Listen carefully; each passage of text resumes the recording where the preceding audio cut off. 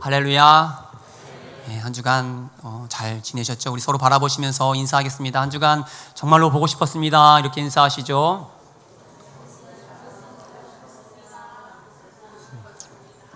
이제는 조금 이 인사가 조금 자연스러울 만한데 아직도 조금 그렇죠? 예. 오늘 여호수아 6장 1절부터 7절까지 말씀을 가지고 순종이 누린다라는 제목으로 함께 은혜를 나누기를 원합니다. 순종이라는 주제를 가지고 말씀을 선포하려니 부담이 되지만 함께 주신 말씀이니 담대히 한번 선포하겠습니다. 미국에서 개봉한 한 영화 중에 한 목사님이 이렇게 고백하는 장면을 우연히 봤습니다. 제가 힘을 달라고 기도했더니 하나님은 제게 극복해야 할 어려움을 주셨습니다. 제가 지혜를 구했더니 하나님은 해결해야 할 문제를 주셨습니다. 제가 용기를 구했더니 하나님은 제가 극복해야 할 위험을 주셨습니다. 제가 사랑을 구했더니 하나님은 도움이 필요한 사람을 보내주셨습니다. 그렇게 하나님은 저의 모든 기도에 하나도 빠짐없이 응답해 주셨습니다. 어떻습니까? 이런 기도의 응답. 그렇다고 어려움이 힘이고 문제가 지혜고 위험이 용기라는 말은 아니라는 거 다 아시죠? 그렇다면 이 말의 뜻이 무엇입니까? 목사님이 이렇게 고백할 수 있었던 이유가 무엇이겠습니까? 바로 감당해야 할 어려움 앞에서, 또 해결해야 할 문제 앞에서, 또 극복해야 할 위험 앞에서, 도움이 필요한 사람들 앞에서도 그럼에도 불구하고 믿음대로 말씀대로 살아냈더니 그 가운데 힘을 주신 하나님, 지혜를 주신 하나님, 용기를 주신 하나님, 사랑으로 품을 수 있도록 도우신 그 하나님을 경험할 수 있었다라는 뜻 아니겠습니까? 결국 이 목사님의 고백은 그럼에도 믿음대로 살아냈더니, 그럼에도 말씀대로 살아냈더니, 즉 순종하는 것이 바로 하나님의 힘과 지혜와 용기와 사랑을 경험할 수 있는 통로가 되었다라는 고백 아니겠습니까? 오늘 본문도 그 사실을 분명히 우리에게 전하고 있습니다. 우리가 오늘 본문을 대할 때에 우리는 이스라엘 백성들이 어떻게 여리고성을 함락시켰을까에 집중해서는 안 됩니다. 그래서 우리도 어떻게 하면 삶 속에서 우리의 앞을 가로막는 여리고성과도 같은 장애물을 극복할 수 있을까를 적용하기 위해서 이 본문을 묵상해서도 안 되는 것이죠. 왜냐하면 오늘 본문은 결코 우리가 어떻게 하면 승리할 수 있을까를 가르쳐주고 있지 않기 때문입니다. 오히려 오늘 본문은 우리에게 어떻게 하면 하나님의 임재를 경험할 수 있을까? 어떻게 하면 하나님의 일하심을 경험할 수 있을까? 어떻게 하면 하나님과 동행하는 삶을 살아낼 수 있을까를 전하고 있기 때문입니다. 이 미묘한 차이를 이해하셔야 됩니다. 오늘 우리가 봉독한 본문은 이렇게 전하죠. 2절의 말씀 다 함께 한 목소리로 봉독하시죠. 2절입니다. 시작. 여호와께서 여호수아에게 이르시되 보라 내가 여리고와 그 왕과 용사들을 내 손에 넘겨 주었으니. 아멘. 지금 여호수아와 이스라엘 백성들 앞에는 여리고성이 딱 서 있습니다. 굳게 닫힌 여리고성, 그 누구도 쉽게 정복할 수 없는 성 앞에 서 있습니다. 그런데 이때 하나님께서 여호수아에게 뭐라고 말씀하십니까? 다시 2절 제가 봉독합니다. 여호와께서 여호수아에게 이르시되 보라 내가 여리고와 그 왕과 용사들을 내 손에 넘겨 주었으니. 그렇습니다. 여리고성은 이미 하나님께서 여호수아의 손에 넘겨주신 땅입니다. 지난주 우리가 살펴본 것처럼 이미 하나님께서 이스라엘 백성에게 주신 가나안 땅 안에 포함된 곳이 바로 여리고성입니다. 그러니 여호수아가 할 일은, 이스라엘 백성들이 해야 할 일은 그 하나님을 믿고 하나님의 말씀대로 행하면 되는 겁니다. 하나님의 말씀대로 따르면 되는 겁니다. 바로 순종하면 되는 것이죠. 그러면 이미 주신 땅을 차지하게 되는 겁니다. 이미 주신 여리고성을 무너뜨릴 수 있게 되는 거죠. 그렇습니다. 순종은 이기는 방법이 아닙니다. 순종은 승리의 비법도 아닙니다. 순종이 승패를 결정하는 요인도 아닙니다. 순종은 이미 이기신 하나님을 경험하는 통로가 되는 겁니다. 이미 승리케 하신 하나님을 만나게 하는 통로가 바로 순종이라는 겁니다. 그래서 오늘 설교 제목이 무엇입니까? 순종이 승리의 비결이라면 순종이 이긴다가 맞습니다. 하지만 제목이 뭡니까? 순종이 누린답니다. 누린다. 왜냐하면 순종을 통해서 하나님의 능력, 하나님의 지혜, 하나님의 사랑, 하나님의 은혜, 하나님의 놀라운 역사하심을 누릴 수 있기 때문이죠. 그래서 문법적으로도 맞지 않죠. 그래도 순종이 이긴다가 아니라 순종이 누린다라고 제목을 정한 겁니다. 한 해를 시작하는 지금 우리도 온전한 순종을 배워 하나님이 주시는 승리를 누리시기를 축복합니다. 이기게 하신 하나님의 능력을 누리는 우리 모두가 될 수 있길 온 마음 다해 축복합니다. 그렇다면 하나님의 일하심을 누리기 위해서 우리는 어떻게 순종해야 할까요? 첫째는 하나님의 말씀이라면 무조건 순종해야 합니다. 다 함께 읽어보시죠. 시작. 무조건 순종입니다. 우리 몸의 신비에 관한 글을 읽어본 적이 있습니다. 우리 몸의 신비. 몇 가지만 말씀드리겠습니다. 우선 우리 몸의 피가 우리 몸을 완전히 한 바퀴 도는데 걸리는 시간이 얼마나 걸리는지 아십니까? 심장에서 나온 피가 온몸을 완전히 도는데 걸리는 시간. 테코야? 과학 좋아하는 테코. 네? 20초. 와, 역시 장로님 대박. 46초입니다. 46초. 20초라고 생각하시는 것도 대단하지 않습니까? 저는 더 오래 걸릴 줄 알았는데 46초면 엄청 짧은 거 아닙니까? 46초. 겨우 46초 만에 피가 돈답니다. 이건 아실 수도 있거든요. 혀에 침이 묻지 않으면 맛을 알 수 없고, 코에 물기가 없으면 냄새를 맡을 수 없다는 것. 또 신비롭지 않습니까? 그리고 갓난아이의 뼈의 개수는 305개인데 커가면서 이게 합쳐져서 206개로 줄어든다고 합니다. 그래서 어린 아이일수록 뼈가 잘 부러지지 않는 거죠. 이거 정말 신기했습니다. 2개의 콧구멍, 이 콧구멍이 3시간에서 4시간마다 그 활동을 교대한다고 합니다. 한쪽 콧구멍이 냄새를 맡는 동안 다른 하나는 쉬는 거죠. 지혜롭죠? 일하고 있는 콧구멍을 막으면 냄새를 못 맡는 거예요. 그때는. 이것도 신기했습니다. 마지막으로 피부는 끊임없이 벗겨지고 4주마다 완전히 새 피부로 바뀐답니다. 그래서 우리 몸에서 뭐가 나오죠? 각질, 때가 나오는 거죠. 그렇게 우리는 이 천연의 완전 방수의 가죽옷을 한 달에 한 번씩 갈아입는 게 된답니다. 그래서 한 사람이 평생 벗어버리는 피부의 몸무게는 무려 48kg. 어마무시하죠. 대략 1000번 정도를 새로 갈아입는다고 합니다. 우리 몸의 피부가. 어떻습니까? 우리 몸이 신비스럽지 않습니까? 그런데 우리 몸이 이렇게 신비롭게 작동하고 있다는 것을 다 알고 계셨습니까? 대부분 잘 모르지 않습니까? 저는 몰랐습니다. 콧구멍이 양쪽으로 교대하는 줄 전혀 몰랐습니다. 그런데 우리가 몰라도, 다 알지 못해도 우리 몸은 어떻습니까? 알아서 너무나 잘 작동하지 않습니까? 또 우리가 먹고 자고 싸는 그 일을 너무나 정확하게 알아서 감당하고 있지 않습니까? 그래서 우리는 굳이 다 알려 하지도 않는 것 같습니다. 그리고 모른다고 두려워하지도 않습니다. 혹시나 내 몸이 제대로 작동하지 않을까 불안해하지도 않습니다. 그냥 우리는 알아서 내 몸이 잘 작동하겠지 생각하면서 잘 자고 잘 먹고 그렇게 잘 살아가는 것이죠. 몰라도, 이해되지 않아도 전혀 문제되지 않는 삶을 아무렇지도 않게 우리는 살아갑니다. 어제도, 오늘도, 내일도. 그런데 왜 우리는 감히 유독 하나님을 향해서는, 그리고 하나님이 쓰신 이 말씀에 대해서는 납득이 되어야, 이해가 되어야 믿겠다는 말을, 그래야 한번 교회에 가보겠다는 말을 하는 걸까요? 우리 몸에서 일어나는 일도 제대로 이해하지 못하면서, 제대로 알지 못하면서 어찌 감히 온 우주를 창조하신, 아니 우리 인간을 창조하신 하나님에 대해서는 납득하면, 이해가 되면 믿겠다는 말을 아무렇지도 않게 하는 것일까요? 그래서 그런 자들이 우리를 향해서 하는 말이 무엇입니까? 우리 믿는 자들을 향해 공격하는 그 내용이 무엇입니까? 어떻게 묻지도 따지지도 않고 믿을 수 있냐? 어떻게 묻지도 따지지도 않고 순종할 수 있냐?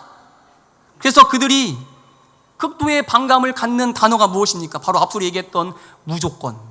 이 무조건이라는 말에 대해서 극도의 반감을 갖고 있지 않습니까? 그래서 그들은 우리를 향해 맹목적인 신앙을 가진 자들이라고 비난도 하지 않습니까? 그런데 그들이 한 가지 착각하는 것이 있습니다. 그들이 오해하는 것이 있습니다. 바로 우리가 추구하는 것은, 우리 믿는 자들이 강조하는 것은 무조건적인 순종이지 맹목적인 순종이 아니라는 사실입니다. 우리는 아무런 대가를 바라지 않는 무조건적 믿음을 통해서 무조건적 순종의 삶을 사는 자들이지 결코 우리는 아무 생각이 없는 맹목적 신앙, 맹목적 순종을 추구하는 자들이 아니다라는 사실입니다. 맞습니까? 동의가 되십니까? 오늘 본문도 우리에게 분명히 전하는 것은 맹목적 신앙도 맹목적 순종도 아닙니다. 아무 생각 없이 시키는 대로 하라는 것도 아닙니다. 그냥 시키면 말도 안 되는 짓을 해야 한다는 것도 아닙니다. 오늘 여호수아는 이스라엘 백성을 향해서 한 가지 놀랄 만한 명령을 합니다. 3절과 5절, 3절부터 5절까지 말씀 다시 한번 한 목소리로 공독하시죠. 시작.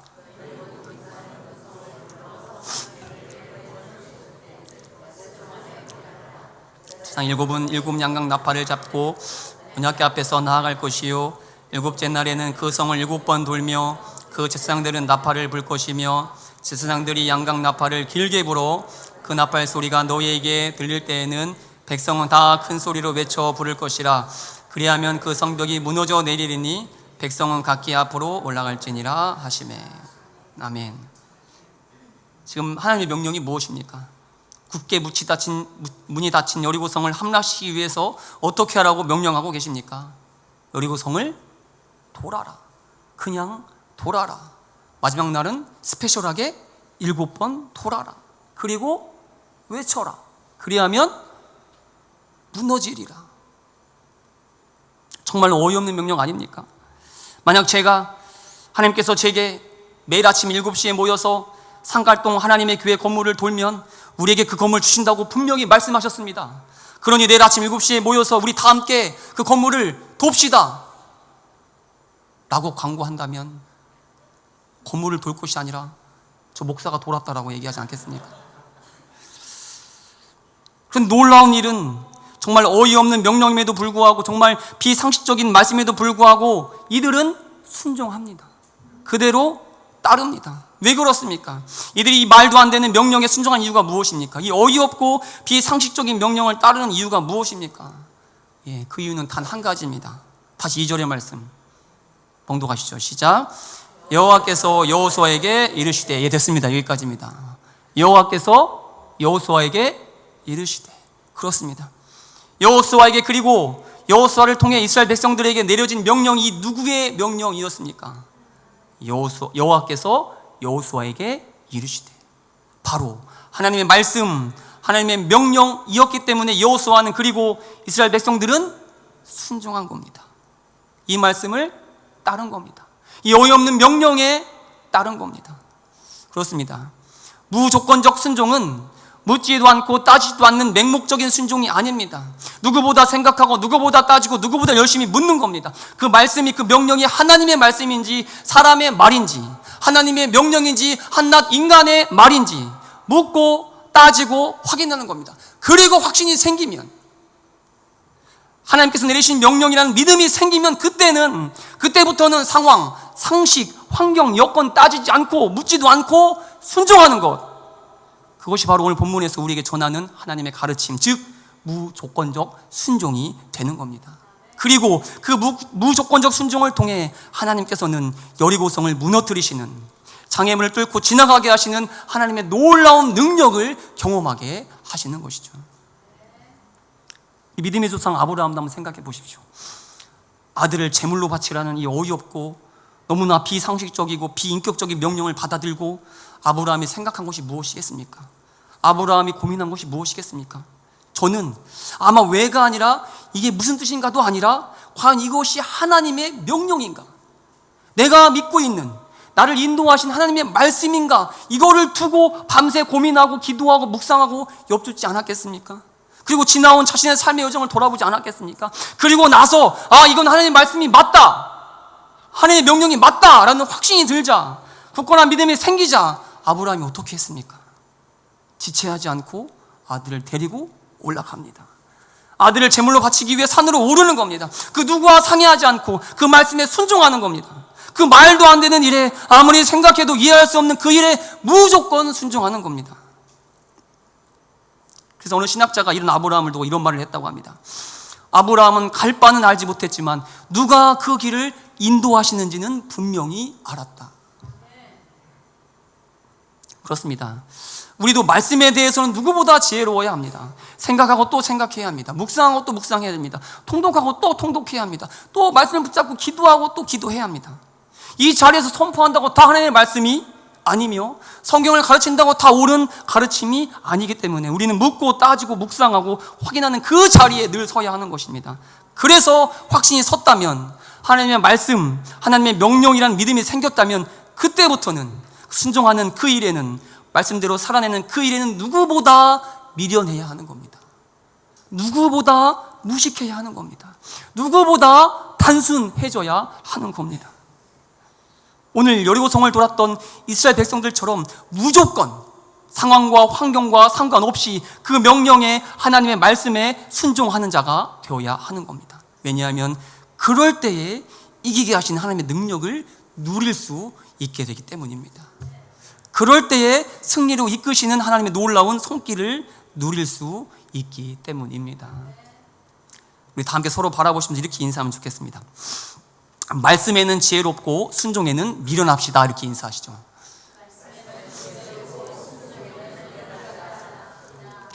예, 다시 한번 이렇게 인사하시죠. 말씀에는 치밀하고 순종에는 단순합시다. 이렇게 인사하시죠. 예, 아멘. 예, 제가 이 문구를 만들어내고 스스로 얼마나 뿌듯했는지. 별로 감흥은 없으시지만 저 혼자 참 그래. 그렇습니다. 하나님의 말씀에는 지혜롭고 순종에는 미련한 자, 단순한 자. 예, 그럴 때 하나님의 이기게 하시는 그 놀라운 능력을 누리게 될 줄 믿습니다. 하나님의 일하심을 누리기 위해 우리는 어떻게 순종해야 할까요? 두 번째는 하나님의 말씀이라면 끝까지 순종해야 합니다. 끝까지. 다 함께 읽죠. 시작. 하나님의 말씀이라면 끝까지 순종해야 합니다. 예, 무조건 순종하는 것 더해서 끝까지 순종해야 합니다. 중꺾마. 주호야, 중꺾마가 뭐 해주는 말이지? 예, 맞습니다. 중요한 건 꺾이지 않는 마음. 예, 카타르 월드컵 때 우리 16강 진출하고 나서 저거를 다, 그렇죠? 그래서 많이 이렇게 이슈가 된 문구. 중요한 건 꺾이지 않는 마음의 줄임말이 중꺾마라고 합니다. 그렇습니다. 마음만 꺾이지 않는다면 우리는 절대 포기하지 않게 되는 겁니다. 끝까지 우리에게 주어진 길을 갈 수 있는 겁니다. 그런데 그 마음을 지키는 것이 결코 쉽지 않다는 거죠. 어떤 상황 속에서도 꺾이지 않는 마음을 갖는다는 것이 결코 쉽지 않다는 겁니다. 그렇다면 아무리 각오를 해도, 단단히 마음을 먹어도 그런 우리의 마음을 꺾이게 하는 것은 무엇입니까? 그래서 결국 우리를 포기하게 만드는 것은 무엇입니까? 여러 이유가 있겠지만 저는 그 중에서 가장 우리의 마음을 힘들게 하는 것, 우리의 마음을 꺾어버리게 하는 것이 바로 달라지지 않는 현실이 아닐까 생각해 봤습니다. 아무리 노력해도 달라지지 않을 때, 아무리 최선을 다해도 변하지 않을 때 우리는 결국 우리의 마음이 꺾이게 되고 또 결국 포기하게 되는 경우를 자주 경험하지 않습니까? 또 이거 참 아내 얘기를 또 해야 돼가지고 말씀드린 대로 아내와 저는 그 신학대학원 동기여서 대학원 2학년 2학기 때 교제를 시작해서 3학년 1학기 때 결혼을 7개월 만에 결혼을 했습니다. 좀 빨리 했죠. 소문나기를 쟤네 사고쳐서 결혼한 거 아니냐는 소문도 났었습니다. 말도 안 되는 소문이죠. 자, 그렇다면 한 가지, 정말 뻔한 한 가지 질문을 하겠습니다. 자, 그렇다면 둘 중에 누가 먼저 대시를 했을까요? 너무 뻔한 질문이죠. 당연히, 그렇죠? 대답하지 마십시오. 당연히 아내가 저한테 먼저 대시했을 거죠. 생각 다 하시잖아요, 그렇죠? 아니요. 아니요. 그럼 대놓고. 하지만 놀라운 반전은 제가 먼저 대시했다는 겁니다. 놀라운 반전입니다. 이건 다 놀라시죠. 사진 한번 띄워줘 보시죠. 역광, 일부러 역광을 찍은 건데 잘 안 보시네. 대학원 때 모습, 제 모습입니다. 뭐 여기서는 잘 보니 여기서 다행히 잘 안 보여서 감사하네요. 제가 주로 입고 다녔던 옷이 그 갈색 골덴 자켓을 제가 주로 입고 다녔습니다. 그래서 아내가 저 교제하고 난 이후에 저한테 그러는 거예요. 나는 자기가 필리핀에서 온 유학생인 줄 알았다고. 옷도 그렇고 피부도 그렇고 생긴 것도 그렇고. 실제 제가 필리핀 세부 선교를 갔는데 제가 현지인으로 다 착각하시더라고요, 저를. 그래서 이해감 없이 정말 사역을 잘하고 왔습니다. 저러니 제가 아내와 교제하기 위해서 얼마나 노력을 했겠습니까? 그렇죠?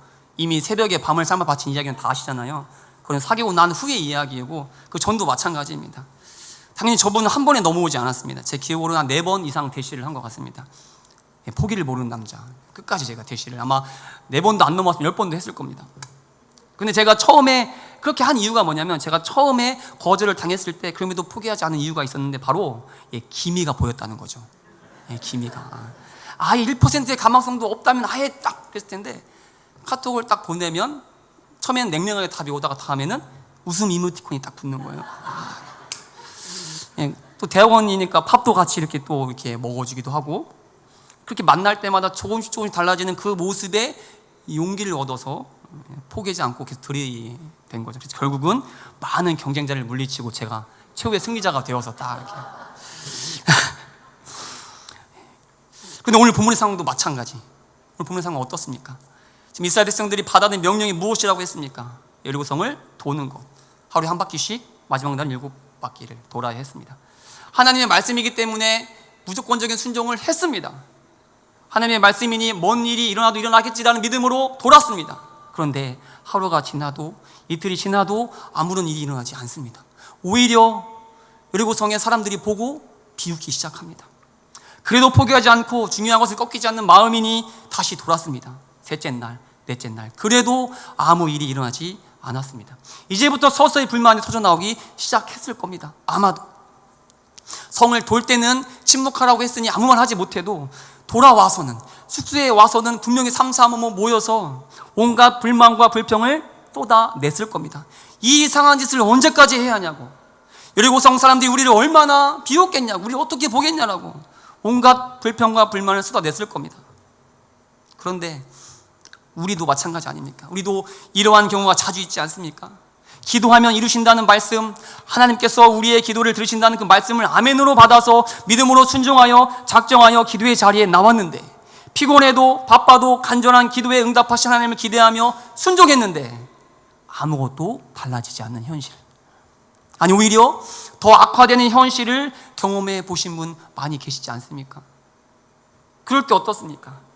한없이 꺾여버리는 자신의 마음을 보게 되지 않습니까? 왜 이 미련한 짓을 내가 했을까 하는 후회도 들지 않습니까?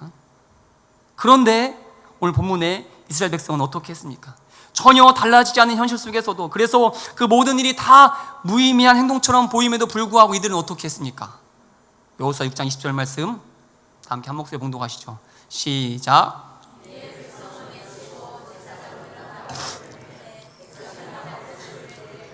크게 소리질러 외치니 성벽이 무너져 내린지라. 아멘. 그렇습니다. 이들은 어떻게 했습니까? 끝까지 순종했습니다. 끝까지 행했습니다. 그 끝이 어디인지 몰랐지만 하나님께서 끝이라고 말씀하실 그때까지 그들은 명령을 따랐습니다. 순종했습니다. 그리고 그때 그 끝까지 순종, 그 끝에서 여리고성이, 그 공고한 성이 한순간에 무너지는 기적의 현장을 목격하게 된 겁니다. 기적의 주인공으로 오늘 말씀에 기록될 수 있었던 것입니다. 그렇습니다. 우리에게 필요한 것이 바로 끝까지 순종입니다. 하나님의 말씀이라면, 하나님의 명령이라면 상황이 흔들리지 않고 달라지는 것이 아무것도 없을지라도 끝까지 순종하는 그 믿음이 우리에게 필요한 겁니다. 왜냐하면 우리의 순종이 그 일을 이루는 것이 아니라 끝까지 순종하는 우리의 믿음을 보시고 하나님께서 그 일을 반드시 이루실 것이기 때문입니다. 아멘이십니까? 저는 그 끝까지의 믿음으로 순종하고 있는 성도님들을 봅니다. 그 모습을 보면 속으로는 참 대단하다고 생각합니다. 전혀 달라지는 것이 없어 보이는데, 전혀 나아지는 것이 없어 보이는데 끝까지 기도하는 그 모습, 끝까지 예배의 자리를 지키는 그 모습, 그렇게 끝까지 순종하려고 애쓰는 그 모습을 봅니다. 그럴 때마다 그런 한 분 한 분을 놓고 간절히 기도하지만 또 한편으로는 그 모습에 큰 기대를 갖게 됩니다. 왜냐하면 하나님께서 그 끝까지의 믿음을 보시고 그 끝까지의 순종을 보시고 반드시 여리고성을 무너뜨리실 것을 믿기 때문입니다. 끝까지의 순종을 통해 상상하지도 못할 일을 하나님께서 그들의 삶 속에서 친히 이루어내실 것을 저는 확실히 믿기 때문입니다. 세상은 여전히 우리의 모습을 보며 미련하다고 손가락질 할 수 있습니다. 교회 다니면서 뭐 하냐고, 열심히 기도해서 달라진 것이 뭐가 있냐고, 회사가, 자녀가, 건강이 좋아진 게 있냐고 조롱할 수도 있습니다. 하지만 의심하지 마십시오. 흔들리지 마십시오. 왜냐하면 우리는 지금도 하나님의 명령, 하나님의 말씀에 따라 여리고성을 돌고 있는 것이기 때문입니다. 반드시 하나님께서 우리의 끝까지의 순종을 보시고 여리고성을 향해 있는 힘껏 외치라 명령하실 그날이 반드시 올 것이기 때문입니다.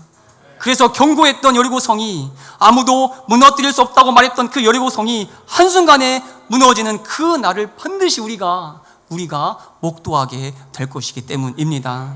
그때가 모두가 놀랄 것입니다. 우리의 순종에, 우리의 믿음에 모두가 놀라 하나님을 찬양하는 그날이 반드시 올 것입니다. 그때까지 오늘도 하나님의 명령에 따라, 하나님의 말씀에 따라 끝까지 여리고성을 도는 우리가 될 수 있기를 축복합니다. 끝까지 순종하는 우리가 될 수 있기를 온 마음 다해 축복합니다. 말씀을 준비하는데 오래전에 보았던 영상이 다시 한번 떠올랐습니다. 그 영상을 함께 보시고 말씀을 마무리하겠습니다. 여기 조금 다른 경기를 하는 이들이 있습니다. 자신보다 타인을 더 믿는 경기, 앞서가는 이보다 뒤따르는 이가 승패를 좌우하는 경기. 이들은 시각장애 스키 선수와 가이드 러너입니다.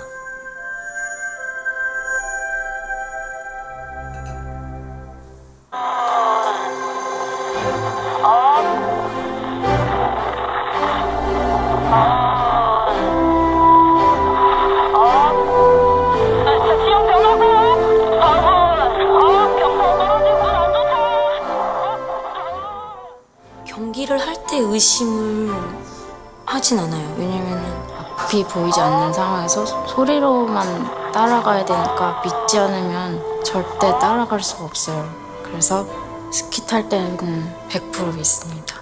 메달은 같이 받아요. 한 몸처럼 움직이는 거니까 같이 받는 건 당연한 거죠. 네, 놀랍지 않습니까? 스키를 타는 것도 놀라운데 선수로 활동을 한다라는 것. 하지만 이 일이 가능한 이유가 어디에 있습니까? 이 말도 안 되는 일이 가능한 이유가 어디에 있습니까? 바로 앞서 달리는 가이드 러너가 있기 때문에. 아무것도 보이지 않지만 시속 100km라는 엄청나게 빠른 속도로 달릴 수 있는 이유, 앞에서 가이드 러너가 인도해 주기 때문에. 그래서 그 가이드 러너만 100% 믿기만 하면 그 말도 안 되는 일이 가능하게 되는 것이죠.